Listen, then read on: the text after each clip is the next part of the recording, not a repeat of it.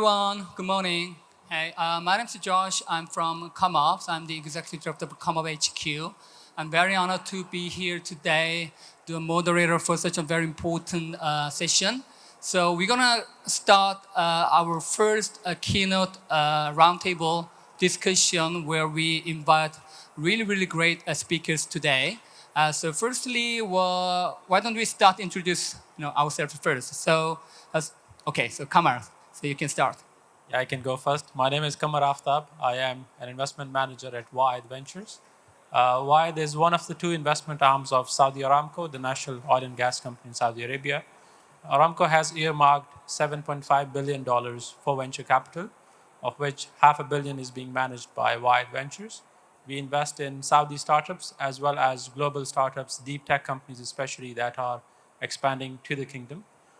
We were established as probably the first institutional VC in Saudi back in 2011. Since then, we have invested in over 80 companies across all sectors, all stages, which I'm happy to tell you more about. Thanks for having us.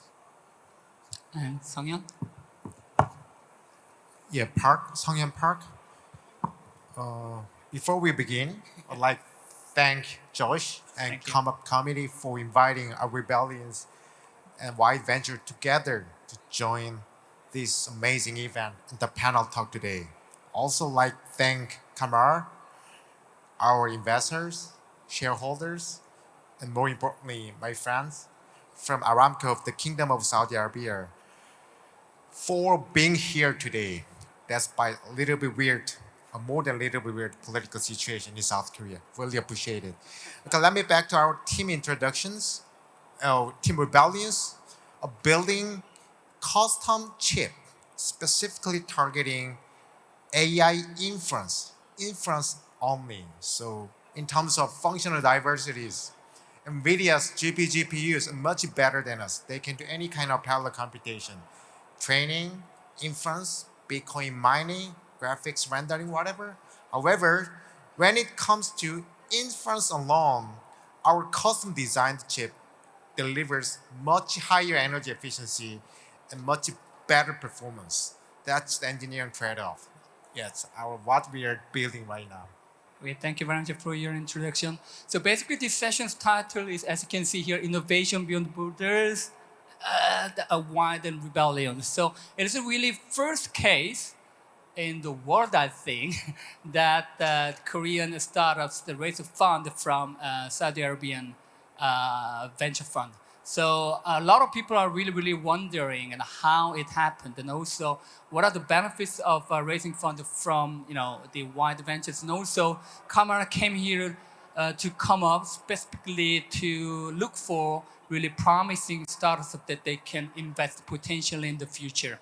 All right, so we're gonna explore some stories that how they can actually fall in love with each other, and what are the benefits of working together, and how also the Korean startups also raise the fund from the Wa'ed Ventures, and also what are the investment strategy from Saudi Arabian perspective in Korean market. All right, so actually 2 years ago, there was also a session in COMEUP also where Sunghyun was invited as a speaker. I clearly remember that time because the title was why South Korea don't have many tech startups. And that time, Sunghyun argued that we really have to create at least one successful use case where a small startup, even tech startup, start from the very beginning and growing up and then become a unicorn and exit. And that first use case really can vitalize the innovation ecosystem here. And finally, Rebellion made it, and just a couple of weeks ago, actually they become a unicorn. So firstly, very much congratulations to Rebellion. So let me firstly ask some questions. So as I mentioned, just before we come up to this stage, firstly, we really would like to know actually who was interested in who first. Actually, Rebellion firstly approached the Wa'ed Ventures, or Wa'ed Ventures approached Rebellion, then what happened? So probably Qamar has a very clear memory on that, right? Remember? Yeah, absolutely. The memory is still fresh, and it's a good memory, so I do remember. We actually came to South Korea last year in December just to assess the market and see what opportunities are available Naturally, semiconductors was a big focus. Within those, we looked at 3 broad companies, including Rebellions, Furiosa, and Sapien. We engaged with some of the startups, but not Rebellions yet. We went back to Saudi, and then one fine day, silly enough, I came through LinkedIn. I saw a post that Rebellions has closed their Series B. It was a pretty large round. That gave me some indication that yes, they are validated, they have secured capital from international investors as well as large local names. So I reached out to the Deputy Minister, Mr. Lim. He made an introduction to the company. His view was that the company has just closed their Series B, so we are not sure whether they are going to raise more capital, accept more capital, and whether they have a plan to expand to Saudi. Regardless, Sunghyun agreed to have a call. We engaged. We hosted them in Saudi for 3 days and probably 20 meetings in those 3 days. By the end of that trip, they had a clear plan to expand to Saudi, which is what our mandate requires. We engaged, we invested, and here we are today. Thank you, Qamar. Right now, I remember. Right. So basically, well, the Qamar said the Sunghyun Rebellion has a very clear vision and strategy and plan to expand their market, especially through Saudi Arabia. So I also wonder why the Rebellion has made the decision to choose Saudi Arabia as a way for you to localize your business that region, and also how you're going to leverage this opportunity to expand to even a bigger global market. What inspired us Right. consider expanding our business into the Kingdom of Saudi Arabia? Exactly. I think it's a vision. Saudi's ambitious vision for AI and the technology, more specifically AI and the vertical domain, also semiconductor technology and vertically. So, for example, as you may know, initiatives like Vision 2030 is the real, not just hype, the really ambitious vision regarding AI, technology, and the startup as far as I know. So, also Kingdom's commitment to diversify its economy and advancing the technology, well aligned with our goals, and we see tremendous opportunity and potential to contribute to the kingdom and benefit from the kingdom simultaneously. I think that's the way why we decided to go to Saudi markets and get involved in the investors, all the partners. So one sounds wonderful. So I think as the first case between Saudi Arabian fund and the Korean startups, and then probably next year we will see more and more interesting examples. All right. That's why Qamar here today. All right, He's gonna yeah. shop all the Korean tech startup All right. today. Yeah. So if you're a startup, so okay, just grasp him until he made the decision to invest in your startup. So that's the key, right? Okay. So basically that happened this year, right? Yeah. So probably you guys also have some kind of more plan for the next year. Is there any few really strategic points that you guys would like to share for the next year? Perhaps this question can be posed to both of you. Let me take it. And so the keywords between us in this partnership and collaboration is localizations.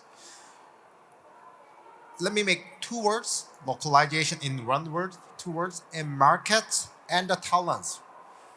We would like to expand our business and our operation in the kingdom by hiring Saudi's engineers and the operation, by connecting with key stakeholders, for example, Staya, Aramco, thanks to the Wa'ed Ventures, any other engineers, operations. That's the first step, and our next goal next year. We would like to establish a strong foundation for innovations, collaborations, so making our presence in Saudi Arabia, Middle East, and beyond. That's the next step, and next year it's going to happen. So, And if I can talk about our fund strategy, if you look at Saudi venture capital ecosystem, even until 2021, and to be honest, it relates to the current year as well, almost 96 to 97% of the VC capital goes into e-commerce, fintech, logistics, and so on. The deep tech ecosystem remains underserved. We being an evergreen fund, being part of Aramco, having access to capital, we have taken this initiative where now we are investing in global startups and we're helping them expand to Saudi. So far, we have done quantum computing, we have done obviously semiconductors, we have done satellites, drones across the globe, and we have helped them expand to Saudi. Exactly to your point, the vision is that they come, they create jobs, they train local resources, that down the road, these resources can open up their own semiconductors. We can have the next Sunghyun in Saudi, a Saudi Sunghyun, Al Sunghyun, for instance. So that could be that. Going forward, the strategy stays around deep tech. Biotech is an area we want to do more, and Korea excels in biotech. So hopefully during this trip, we can find some startups. Okay, so connecting to that answer, also probably a lot of people here will be also curious why also Saudi Arabia is looking for specifically Korean startups, and because as far as I understand, Wa'ed Ventures, venture firms initially more focused on local startups there, and you guys they started to widen your views and look for startups, particularly if there's any specific reason why you are interested in startups, and also what kind of specific opportunities that Korean startups can look for. That kind of information probably will be very helpful for the audience who are looking for the fund. So maybe, you can answer to that. Yeah, absolutely. I was here, this is my second trip to Seoul. I was here last year in December. It was super, super cold, minus 20 degrees or so. We were here to assess the market itself. We spent close to a week or so, met 27 different stakeholders, a lot of help from different Ministry of SMEs and startups and other friends here. By the end of the trip, we concluded that South Korea excels in semiconductors, biotech, AI applications, content, and some gaming. First three sectors are more relevant and important for us. That's why we came back to Korea. We started looking through those sectors and tried to find top performing companies there, top performing startups that are Series A or later. They have the potential to expand beyond Korea, while Saudi Saudi, as you know, is an emerging market, one of the fastest growing G20 markets. It has the potential. Whoever comes now, they'll be the first movers advantage to capture the market and grow.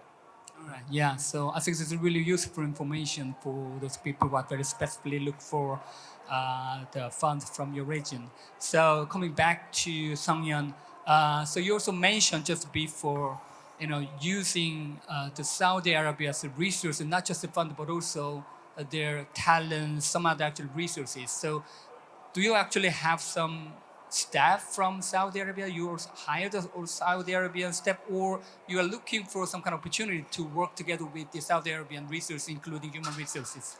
Yes, we did. And even 2 days ago, we met together in our office in Korea, discuss which guy we need to hire and what kind of the business license. Okay, Qamar, please give us kind of the recommendation letter for waiving something, blah, blah, blah, is business related or something. Basically, we hire one guy going to be there next week. It's named Jay. It's actual relocation from Korea to Saudi.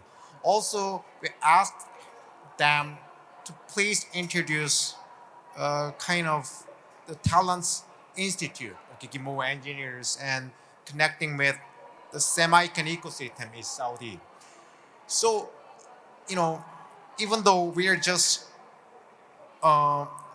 we haven't fully realized the localization plan yet, so I believe we are so excited about opportunity ahead and confident that we are on the right track in the path towards achieving the relocation trade. Not just one-time opportunities, but for long-term relationship, long-term growth, and eventually sustainable technology and business in the kingdom, in the Middle East and beyond. All right. Yeah. Okay. So also connecting to those questions about collaboration between these two countries. Also coming back question to Qamar. So for example, okay, if I'm a startup here and I would like to access the Saudi fund, and also I'm very interested in moving my also presence in that region. So what are the really good things actually having their offices in Riyadh or whatever in Saudi Arabia? Could you kind of promote, some kind of things, benefits that the startup can get? No, absolutely. So similar to South Korea, where you have policy sectors, the government is moving towards those. There are grants like tips and dips just to promote access to those technologies. We in Saudi have broadly 5 initiatives across the country, which is semiconductors. There's an initiative around it. You have sustainability, AI, space tech, and biotech. Semiconductor, if you take that example, if you are a Korean startup, you want to expand to Saudi, there's a National Semiconductor Hub initiative, which is where they'll provide you with free EDA tools, office space, trained employees. If you hire those employees, half of their salaries are subsidized by the government and so on. So it's like a very good offer, like an entire package where you come in. Also from our perspective as investors, not to oversell Wa'ed, but we have a dedicated team. We call them the venture growth team. The head of venture growth is literally here in the audience, Mr. Mazen. We support to the extent possible. We offer, once we invest in companies, we help them with setting up a subsidiary in Saudi. If you want introductions to NEOM and Aramco or whoever, we make those intros. If you want to hire people, we'll connect you with all the recruitment firms that we have on our panel, a lot of other advisory services and so on. We just want to make sure if a startup comes from Seoul, for instance, or San Jose or Toulouse or wherever, they have a host there. And Saudis are very good hosts, so we love to do that. All right. So these are several really good things to have the presence in Saudi Arabia. Okay. So apart from the questions related to Saudi Arabia and the Korean market and collaboration, I also would like to ask a question to Sunghyun about the general thing about as a deep tech startup. So again, 2 years ago, we talked about how hard it is to establish deep tech startups in Korea. So now actually you've made a really, really great growth for last 2 years. But still, if you have anything, is there any advice or any tips that you can actually provide to young entrepreneur who's interested in, I'm young. Come on, yeah. I know. Younger.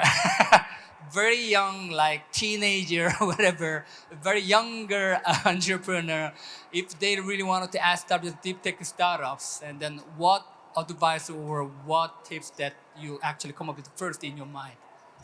Let me answer very quickly because the answer is so simple. Yeah. Your deep tech startups means the most important thing not to mention is the technology and product. Even though you are very fancy business develop team or strategy team, your technology is not that much compared with other global competitors. It's everybody knows. I don't even say nothing is here. Just technology and technology, and then as a next step, we may have very good relations and strategic partnership like Aramco, Wa'ed Ventures, and other stuff. But the point is, again, let me back to the basic. As a tech startups or deep tech startup, technology is everything, the more than 90%. So let me back to the basic. I don't want to say something blurred, but yeah, that's the point. And that's exactly what Wa'ed evaluate the tech startup as far as I know. And just briefly, 3 words. Deep tech is global. If you are thinking local, the market is going to be very, very small. Definitely think global. Deep tech, as goes by the name, you're solving real life problems that can have a huge impact in case of inference speed, for instance, or the energy that you could save. If you just focus on say, for instance, South Korea, there are very few data centers here. But look at the global market. So deep tech, think global, go beyond. It's going to give you a lot of learnings, open up those partnerships you spoke about, localize. Think from the perspective of how each and every country is different. Even within Southeast Asia, for instance, each country is different, cultures are different.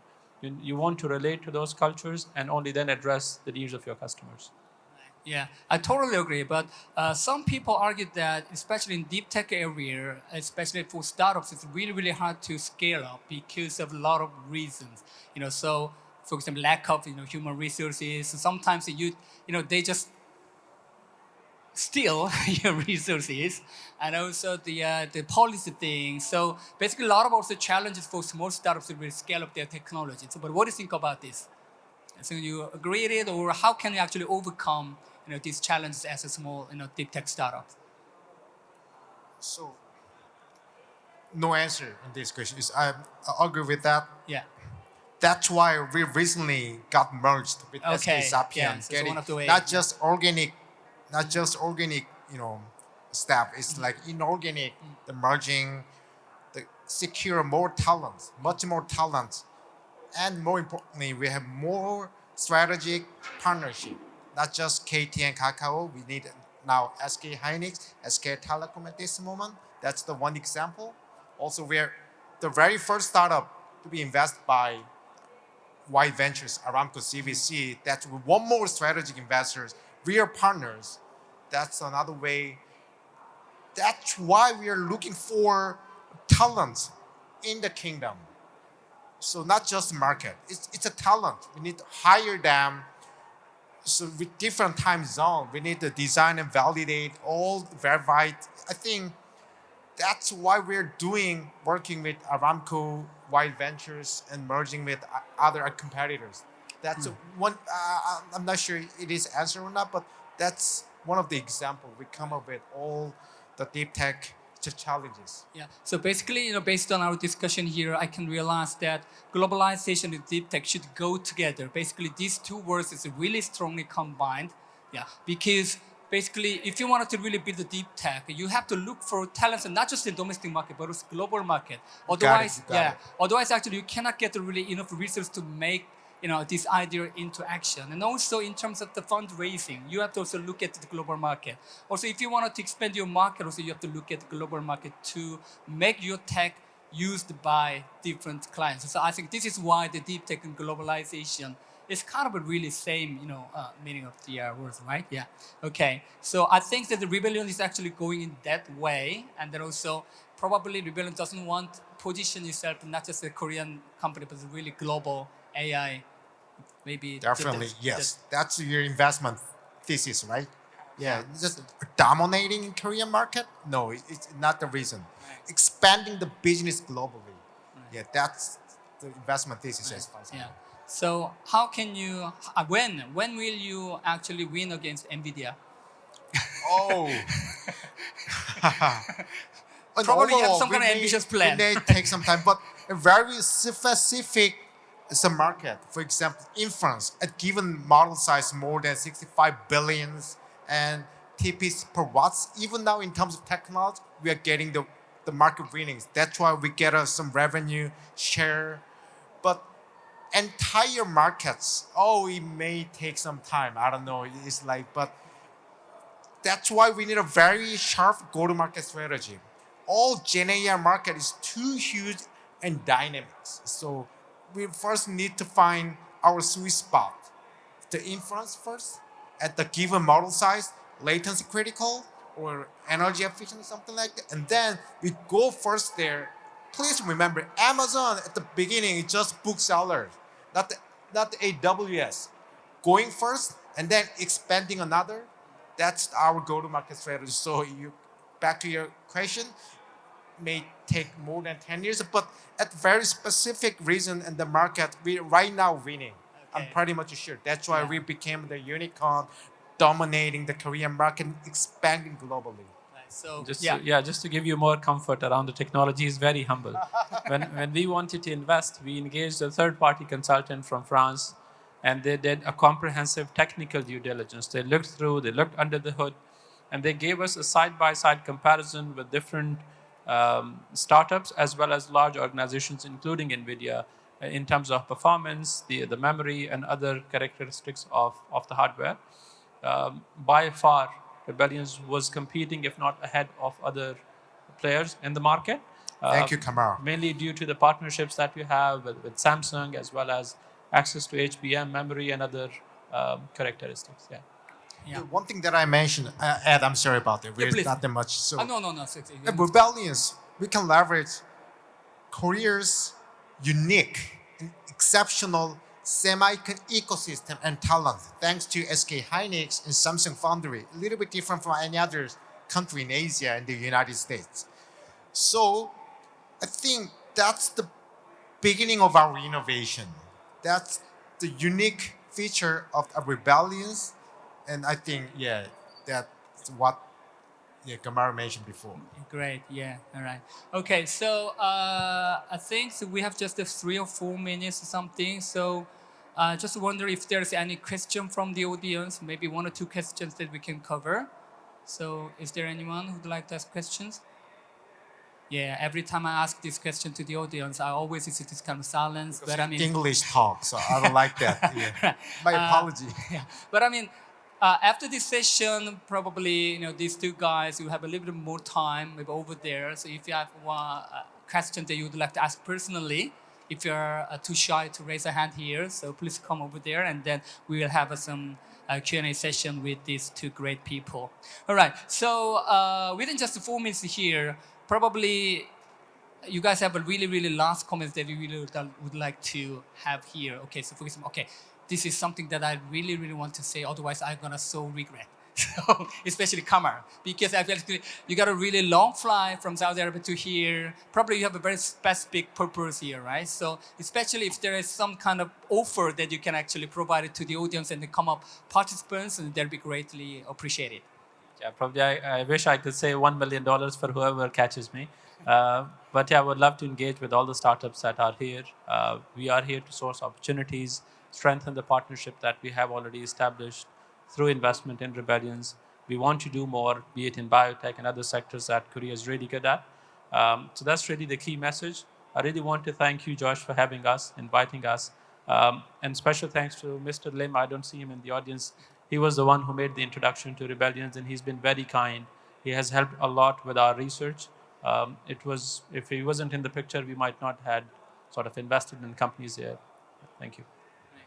And Sunghyun, do you have any last comments you'd like to add?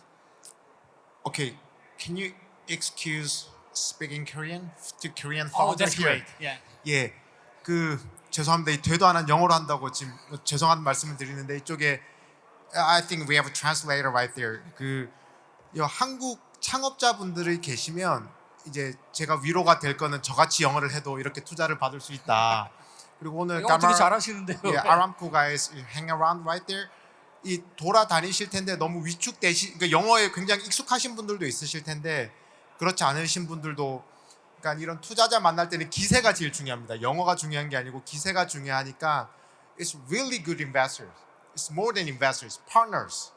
이 진짜 저희 오피스에 오셔서 계속 말씀하신 게 진짜거든요. 그래서 좋은 파트너니까 관련돼서 요즘 특히 상황들 어려우실 텐데 마침 좋은 투자자 오셨으니까 좀 말씀 많이 나누시고 가는데 그냥 보내지 마시고 잡아서 이런 일 한다 이야기해 주시는 정말 좋은 기회니까 여러 어려운 환경 속에도 힘내시길 부탁드립니다. Thank you. 박수 한번 주시죠. 예. Probably Qamar also could understand everything, right? Yeah. It's a good thing. Yeah. Right. Please approach him to talk about the investment. Okay, well, personally, I also would like to give a big thanks to both of you guys because actually Sunghyun also was not supposed to come because you've got other commitment and the flight. Probably you have to fly tomorrow, right? So he has to change his flight schedule in order to come here. And also Qamar also was not able to come first, but also I strongly encourage him to please come and finally made it. So personally, very thank you very much for you guys for coming this event, and also I hope everybody here also to enjoy this 2 days event to meet really great people and raise the opportunity to meet partners and raise fund and etc. 거의 정확하게 시간이 끝났습니다. 그래서 세션 이렇게 마무리 짓도록 하고 지금까지 수고해 주신 우리 2분께 다시 한번 큰 박수 부탁드리겠습니다. 네, 감사합니다.